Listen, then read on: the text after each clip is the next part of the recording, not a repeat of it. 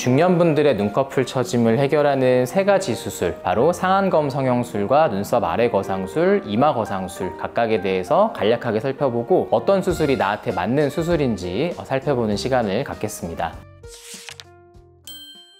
눈도 리프팅도 아이팅 성형외과 이한별입니다. 상담을 하다 보면 나는 어떤 수술을 딱 하겠다라고 정하고 오시는 경우가 간혹 있으세요. 혹은 다른 병원에 갔더니 당신은 상안검 성형만 해야 한다, 당신은 눈썹 아래 거상술만 해야 한다 라는 식으로 탁 정답을 듣고 오시는 경우가 간혹 있는데요. 이 세 가지 수술들은 눈꺼풀 처짐을 해결한다는 점에서는 공통점을 갖지만 실제 환자분들의 이 특징, 특히 눈꺼풀 처짐이 어느 부위에 어느 만큼 있는지에 따라서 선택하여서 수술 방법을 결정하여야 되기 때문에 딱 한 가지 방식으로 수술 방식을 고정하고 결정하는 것은 좋지 않습니다. 먼저 이 상안검 성형술은 보통 이제 쌍꺼풀 수술이라고 생각하시면 되는데요. 쌍꺼풀 수술을 시행을 하면서 그 위쪽에 처져 있는 눈꺼풀 피부를 같이 오려주는 방식입니다. 쌍꺼풀 수술을 하는 이 절개선 흉터 안에서 모든 수술을 진행하기 때문에 상대적으로 직관적이고 좀 간단하다라는 장점이 있습니다. 그래서 피부 처짐이 많지 않은 경우,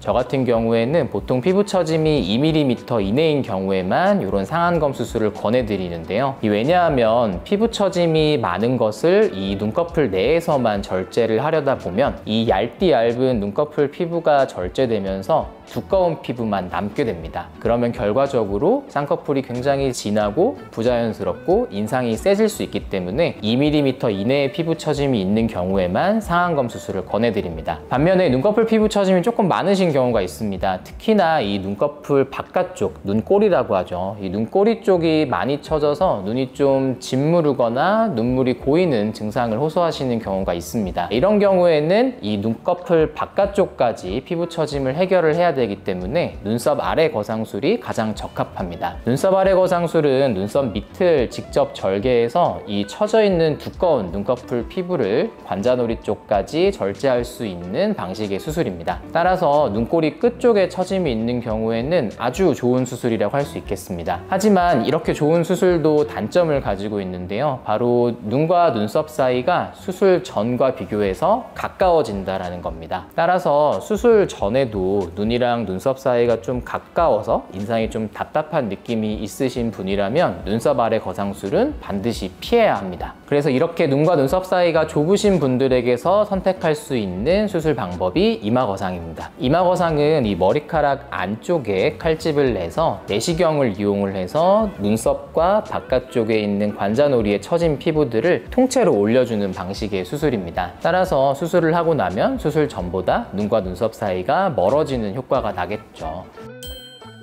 그래서 이렇게 눈꺼풀 처짐이라 하더라도 사람들마다 원하는 디자인도 다를 수 있고 처져 있는 피부의 양이나 처져 있는 피부의 위치 등이 다를 수 있기 때문에 이러한 점들을 고려해서 본인에게 맞는 수술 방식을 정하는 것이 필요합니다. 지금까지 눈도 리프팅도 아이팅 성형외과였습니다.